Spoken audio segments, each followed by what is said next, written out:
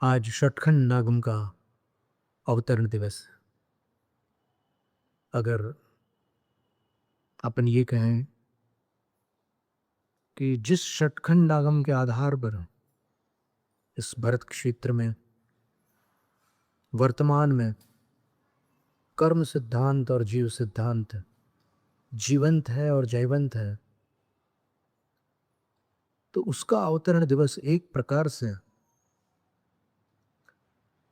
सिद्धांत का, जैन सिद्धांत का, इस युग संबंधी जैन सिद्धांत का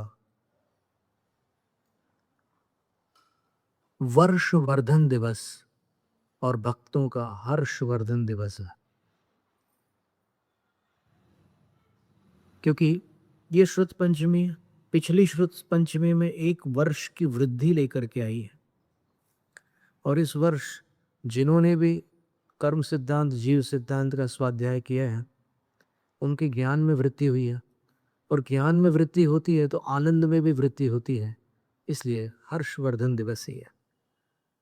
ये जो सिद्धांत है षटखंड नागम का सिद्धांत, इसमें 6 खंड है।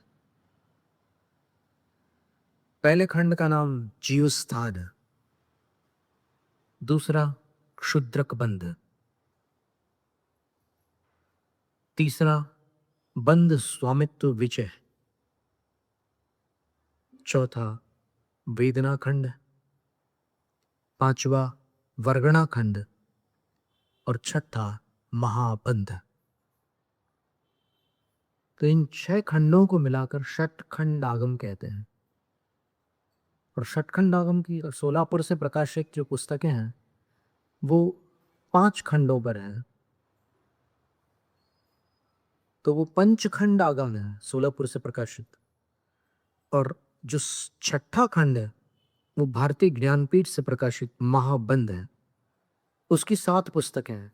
तो 16 और 7 23 पुस्तकें हैं। 23 पुस्तकों में आज षटखंड आगम निबद्ध है, अनुवाद सहित है।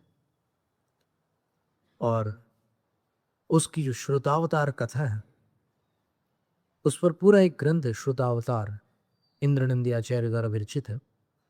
और षटखंड आगम में वीरसेन आचार्य महाराज ने भी एक प्रकार से प्रथम सूत्र जो मंगल सूत्र है, मंगलाचरण है, उसमें उस टीका का विवरण किया है कि जब शास्त्र अनादि है तो फिर उसके कर्ता कोई कैसे हो सकता है? क्योंकि कर्ता तभी संभव है जब कोई चीज न हो और कोई उसकी रचना कर दे। जैसे रोटी किसने बनाई? तो फिर जिसने बनाई उसने बनाई, क्योंकि पहले नहीं थी रोटी, पहले आटा था। तो जिसने आटे से रोटी बनाई वो व्यवहार ने से कर्ता हो गई। लेकिन ये आगम तो अनादि है, इसके रचनाकार कौन हो सकता है? तो फिर बोले कि अर्थकर्ता तीर्थंकर है, ग्रंथकर्ता गणधर है, और फिर उत्तर तंत्रकर्ता प्रतिगणधर, और फिर अन्य आचार्य परमेष्ठी हैं। तो उनकी चर्चा करते हुए लिख रहे हैं कि इसमें निमित्त, षटखंड आगम में निमित्त कौन है? तो बोले जिन पालित। जिन पालित कौन? तो बोले जिनके मामा पुष्पदंत आचार्य थे, अर्थात पुष्पदंत आचार्य के जो भांजे थे वो जिन पालित।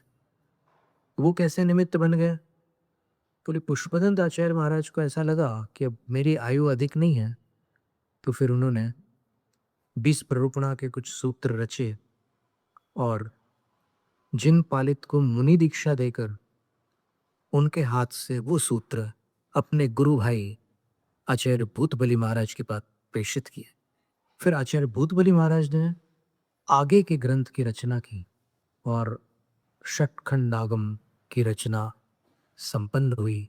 और षटखंड आगम की रचना जब संपन्न हुई तब आज ज्येष्ठ शुक्ला पंचमी के दिन चतुर्वेद संघ सानिध्य में और विशाल जन समूह के बीच, जहां अनेक श्रावक श्राविकाएं उपस्थित थे, अनेक व्रती प्रतिमाधारी ब्रह्मचारी ब्रह्मचारिणी आदि सब उपस्थित थे, और अन्य भी जन आमंत्रित थे। सबकी समुपस्थिति में एक भव्य पूजा आयोजित की गई, एक महोत्सव मनाया गया। पालकी में वो पांडुलिपि जो भूतबली आचार्य महाराज ने ताड़पत्र पर संभवतः ब्राह्मी लिपि में सूत्रबद्ध की थी, उसको फिर बाद में हड़े कन्नड़ में, उसके बाद में कन्नड़ में ऐसे परिवर्तित होते होते अब नागरी लिपि में शतखंड आगम उपलब्ध है। तो कन्नड़ से उसको नागरी लिपि में रूपांतरित करने के लिए एक ब्राह्मण विद्वान का सहयोग लेना पड़ा था, और फिर बड़ी उठापटक के बाद बड़ी कठिनाई से शतखंड आगम की वो प्रतियां उपलब्ध हुई, और फिर अनुवादक ने, पंडित फूलचंद सिद्धांत शास्त्री ने उसका हिंदी अनुवाद किए, और उसी ग्रंथ का धवला सहित पूरा अनुवाद पंडित जी ने किया था। टीका धवला टीका है। धवला टीका लगभग 8वीं शताब्दी में रची गई और आज उपलब्ध होने वाली उत्कृष्ट टीका मानी जाती है। विद्वज्जनों की भाषा में कहते हैं कि गंगा जमुनी टीका। गंगा जमुनी टीका इसलिए बोलते हैं वो क्योंकि वीरसेन आचार्य महाराज ने जिस धवला की रचना की 70,000 श्लोक प्रमाण है, धवला ग्रंथ है, और कहीं कहीं पर 72,000 भी उल्लेख में आते हैं। तो इतनी बड़ी ग्रंथ रचना उन्होंने की, और महाबंध 5 खंडों के ऊपर 72,000 श्लोक प्रमाण उन्होंने रचना की वीरसेन आचार्य महाराज ने।